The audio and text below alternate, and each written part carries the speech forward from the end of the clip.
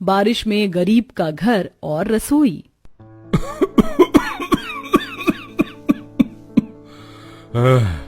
अरे आज फिर से तुम दोनों ने पूरे मकान में धुआं धुआं मचा दिया है। आज का दम निकाल कर रहोगी दोनों। पूरे कमरे के अंदर धुआं भर जाने के चलते ससुर केदारनाथ भड़क कर कुड़कुड़ाने लगते हैं। वहीं सुधा सिरकनी से चूल्हे को फूंक रही थी। कितनी देर से जतन करी हूं, मगर ये निगोड़ा मिट्टी का चूल्हा जलने का नाम ही नहीं ले रहा। चूल्हा फूंक फूंक कर सांस अलग चढ़ गई।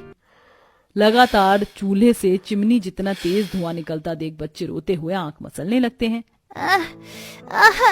चाची, मम्मी मत बनाओ खाना, आप दोनों में आंखों में धुआं धुआं लग रहा है। हाँ मम्मी, चूल्हा बंद कर दो, अभी के भी आंख में लग रहा धुआं। तुम तीनों भाई बहन को कुछ ज्यादा ही धुआं नहीं लग रहा है?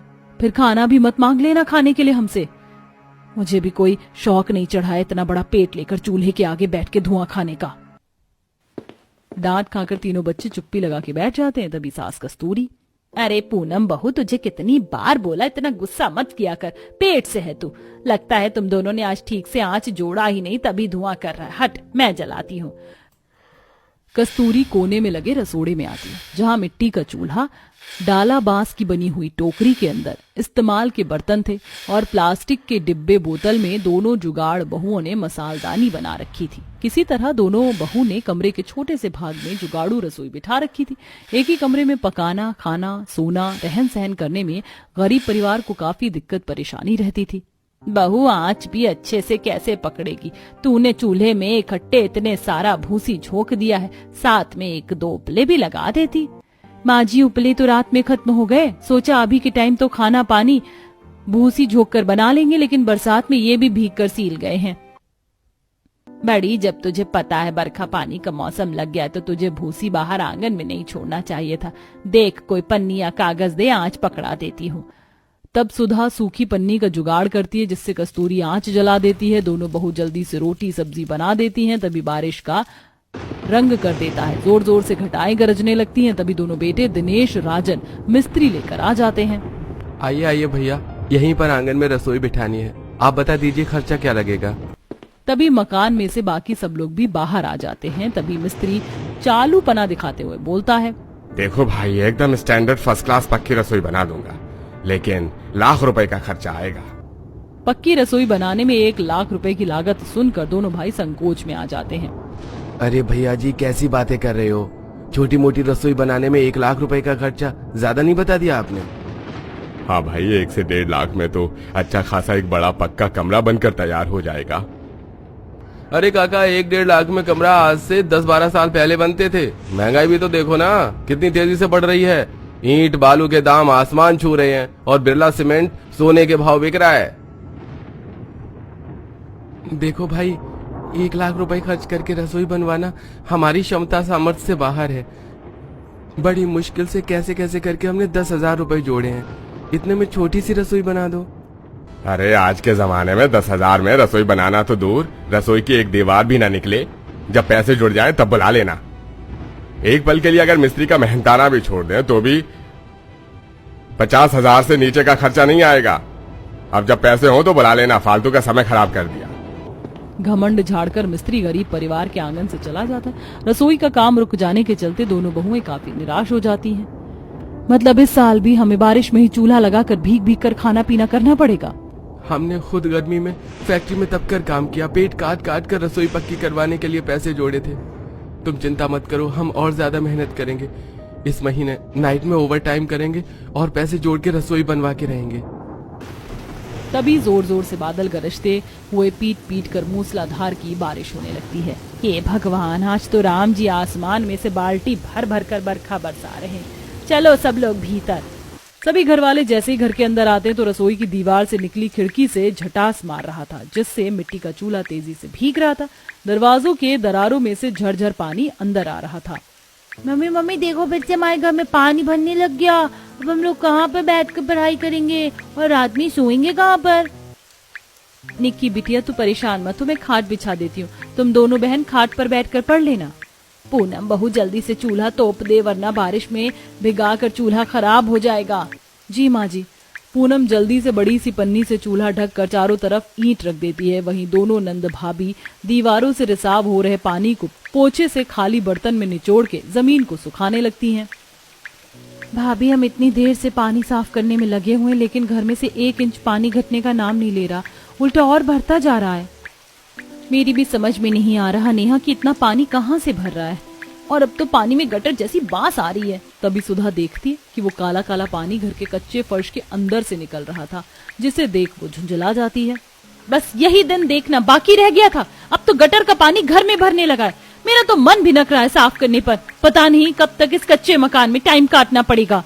सुधा गुस्से में बुदबुदा बुदबुदा कर घिन करते हुए घर के अंदर भरा काला पानी बाहर निकाल कर फेंकती है। कुछ देर बाद बारिश बंद हो जाती है। भाभी, मेरी तो कमर टेढ़ी हो गई घर को सुखाने में। बारिश होने के बाद मौसम कितना ठंडा ठंडा सा हो गया। पूनम बहू, सबके लिए अदरक तुलसी पत्ता डालकर लाल चाय बिठा दे। तभी सामने के पड़ोस के पक्के मकान से पकौड़े की खुशबू सबकी नाक में आती है। मम्मी, लगता है आज हमारे अमीर पड़ोसियों के घर में फिर से पकौड़े बने हैं। चाची, आप भी हमारे लिए चाय पर पकौड़ी बना लो ना प्लीज। रंजन को पकौड़े बनाने की फरमाइश करता देख पूनम छुच्छे पड़े अनाज बेसन के डिब्बे को देखकर असहजता से बोलती है। रंजन बेटा, पकौड़े मैं कल बना दूंगी, वैसे भी रात की बासी रोटी पड़ी है, उसे तेल से सेक देती हूँ, खा लेना।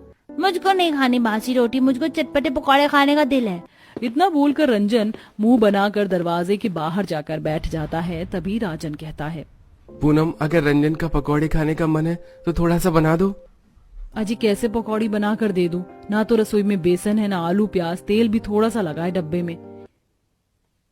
नेहा, जा बेटी, मंजू मौसी के यहाँ से 1 मुट्ठी बेसन मांग लिया। बहू, जितना तेल है उसी को चुआ चुआ कर तीनों बच्चों को चीला बनाकर दे देना, इनका भी मन रह जाएगा। तब नेहा संकोच करते हुए पड़ोसन मंजू के यहाँ आती है, जिसका 5-6 कमरों का 2 मंजिलों का पक्का मकान था। रसोई भी बड़ी सी थी। बाहर ही कुर्सी डालकर वो चाय पी रही थी। ऐसी सुहानी बारिश में गरम गरम पनीर टिक्का और जायकेदार चाय पीने का मजा ही अलग है। अरे नेहा बेटी, तू कुछ चाहिए? जी काकी माँ, थोड़ा सा बेसन मंगवाया है माँ ने, वो अभी भैया की तनख्वाह मिली नहीं है इसलिए राशन नहीं भरा है, जैसे जैसे भरवाएंगे तो मैं दे दूंगी। नेहा, तू तो मेरी बेटी जैसी, कितनी बार कहा है ऐसे हिचकिचाया मत कर, जा अंदर रसोई में से ले ले, मैं चाय पी रही हूँ। नेहा रसोई के अंदर आती है, जो कि शीशे की तरह चमचमा रही थी, और खाना पकाने के लिए सब चीज इलेक्ट्रॉनिक की मौजूद थी, जैसे कि इलेक्ट्रॉनिक चूल्हा, microwave, air fryer, bread toaster machine, fridge, chimney, crockery set, slab अलग और बर्तन का स्लैब अलग था। अमीरों की रसोई हर सुख सुविधा से संपन्न होती है, और एक मेरी दोनों गरीब भाभी हैं जिनकी किस्मत में कच्ची रसोई में ही खाना बनाना लिखा है।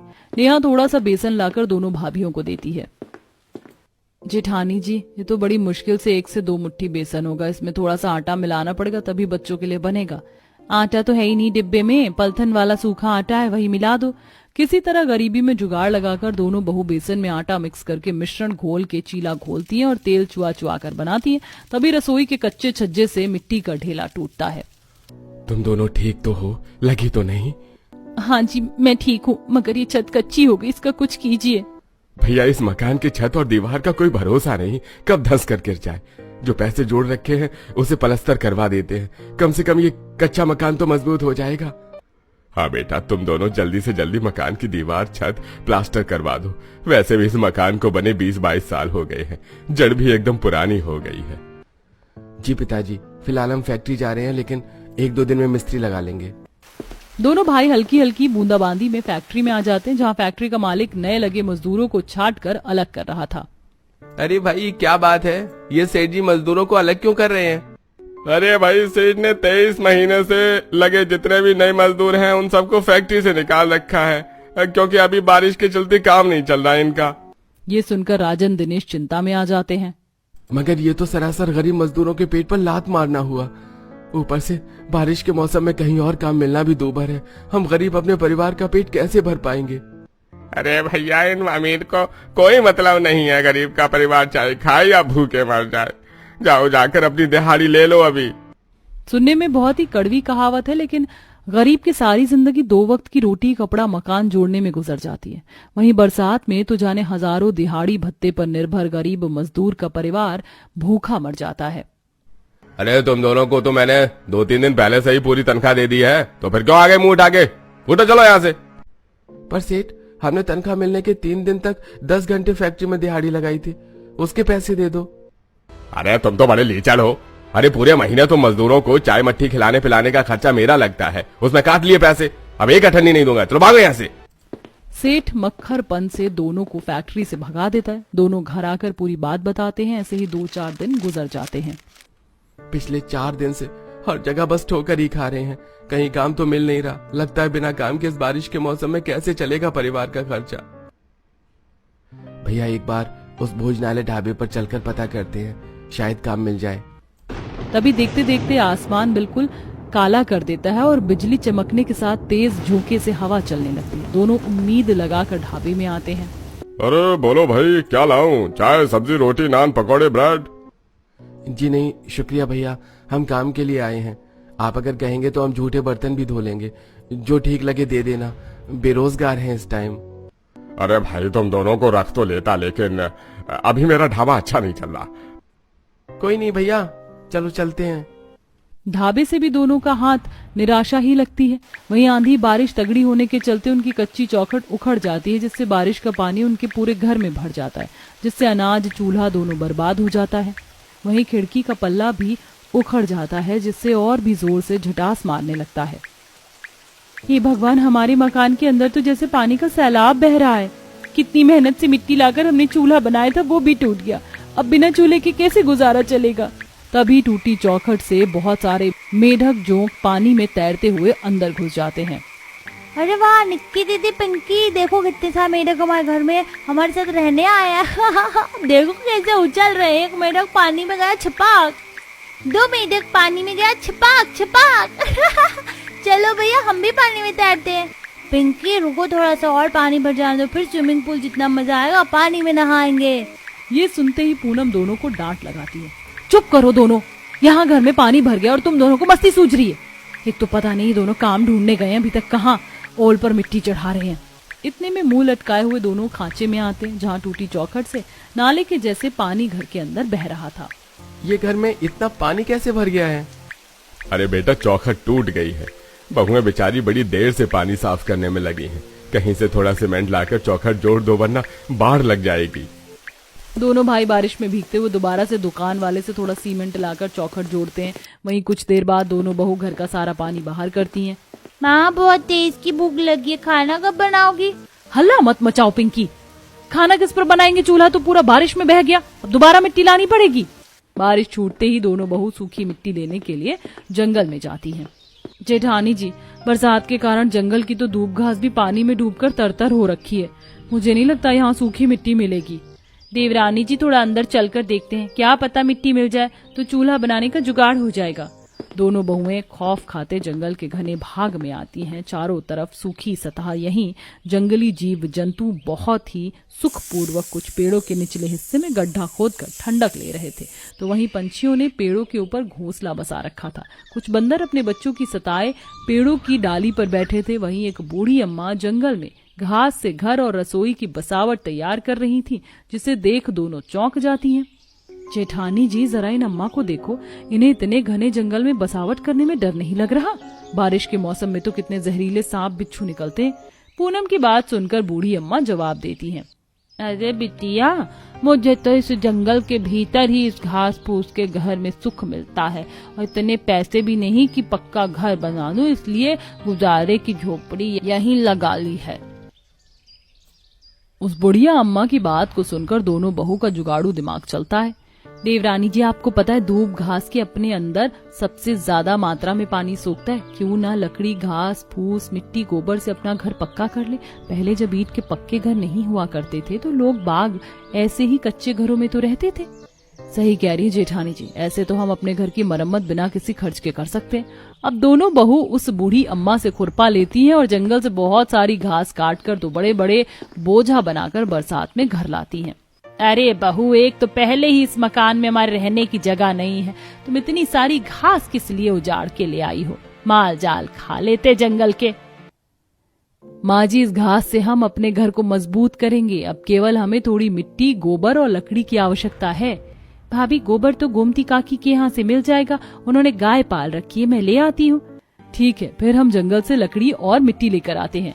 दोनों बहुएं बारिश के भरे पानी को हेल कर जंगल के अंदर से कठोर लकड़ियां काट कर घर लाती हैं, वहीं मिट्टी भी लाती हैं और अब दीवारों पर गोबर मिट्टी का गाढ़ा घोल बनाकर मोटा मोटा चढ़ाती जाती हैं। वहीं बच्चे और नंद मिलजुल कर घास लगवाते हैं, जिससे 4-5 घंटे की मेहनत के बाद उनकी 4 दीवारों और छत घास से ढक जाती है। ये मम्मी चाची, अब तुम्हारा पुराना घर भी हमारे अमीर पड़ोसियों की तरह नए जैसा लग रहा है बिल्कुल। चलो अच्छा, अब मैं रात में अपने भूत बंगले जैसे घर से डरूंगा तो नहीं। रंजन की इस बात पर दोनों बहू ननद हंस देती हैं। मम्मी आज तो हमारा घर बन गया, आज तो कुछ अच्छा खाना बनता है, पकौड़े बना दो। बेटा तुम्हारे पापा राशन खरीदने गए, जैसे ही आएंगे तो बना दूंगी।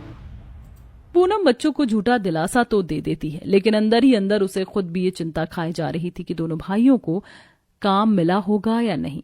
जहां पूरी सड़क पर घुटनों तक पानी भरा था, दोनों भूखे भटक रहे थे। कहीं भी कोई काम नहीं मिला, लगता है कहाँ सो गया है भगवान। थोड़ी तो दया खा ले हमारे परिवार पर, हमारी रोजी रोटी का रास्ता खोल दे, ऐसे कैसे चलेगा। राजन फूट फूट कर रोने लगता है। तभी एक सरकारी अधिकारी फोन पर किसी से बात कर रहा था। अरे भाई, तुम्हें कहीं से भी एक जमादार नहीं मिल रहा जो इस जाम सीवर को सही कर सके? पूरे रोड पर पानी भर गया है, पता है कितनी दूर तक ट्रैफिक जाम लगा है। दोनों भाई बेरोजगारी से जूझते हुए उनके पास आते हैं। साहब, आप कहें तो ये सीवर हम साफ कर देंगे, पर क्या पैसे हमें भी मिल जाएंगे? हाँ हाँ बिल्कुल, हैंड टू हैंड आपको पैसे दे दूंगा, 500 रुपए। अब जल्दी से कर दो। कहते हैं ना, पेट की आग एक गरीब से क्या कुछ नहीं करवा देती। दोनों भाई नाक पर कपड़ा बांधकर सीवर की सफाई करते हैं। तभी किसी नुकीली चीज से दिनेश का पैर भी जख्मी हो जाता है। माँ, लीजिए साहब, हमने सीवर साफ कर दिया है, पानी भी पास हो रहा है, हमारे पैसे दे दीजिए। अरे भाई, तुम्हारे पैर से तो काफी ज्यादा खून निकल रहा है, ये 200 ज्यादा रखो, बैंडेज करवा लेना। दोनों भाई पैसे लेकर घर को चल देते हैं। तभी राजन, अरे दिनेश, तेरे पैर से तो काफी ज्यादा खून बह रहा है, चल डॉक्टर के पास चलते हैं। नहीं भैया, डॉक्टर तो फालतू के पैसे काट लेगा, इससे अच्छा घर में 2-4 दिन का राशन डलवा देते हैं, पता नहीं काम मिलेगा कि नहीं आगे। बरसात के कहर में प्रचंड बेरोजगारी से जूझते हुए दोनों राशन लेके घर आते हैं। जहां अपने कच्चे खंडहर जैसे दिखने वाले मकान का बदला नक्शा देख दोनों खुशी से भर जाते हैं। जहां दोनों बहू कच्चे आंगन में रसोई की नींव निकाल रही थी। भैया, क्या ये हमारा घर है, हमारी झोपड़ी है? पापा, ये घर मम्मी चाची ने बनाया, पता है। अब हमारे घर की छत भी नहीं टपक रही और बर्फ जितनी ठंडक है घर में, आज तो बड़े मजे से सोएंगे। तुम दोनों ने अकेले ही इतना सब कुछ कर लिया, बहुत ही जुगाड़ू पत्नियां हैं हमारी भैया। चलो हमें भी अपनी मदद करवाने दी। दोनों भाई भी रसोई बनाने में मदद करवाते हैं और लकड़ियों से रसोई का ढांचा बनाते हैं। इसके बाद वह मिट्टी और गोबर से सीमेंट के जैसा प्लास्टर लगाते हैं। और वहीं सास नंद रसोई की घास की छप्पर बना रही थी, जिससे चारों छत पर डाल देते हैं। वहीं रसोई में धुआं पास करने के लिए वो एक छोटी सी खिड़की चिमनी के तौर पर निकालते हैं। और इस तरह से बारिश में दोनों बहू अपने जुगाड़ से पक्का घर बनाती हैं और साथ में पक्की रसोई भी बनाती हैं, जिससे एक ही कमरे में खाना पकाना सोना करने की दिक्कत परेशानी दूर हो जाती है। और अब पूरा गरीब परिवार बारिश के मौसम में आराम से रहन सहन करते हैं।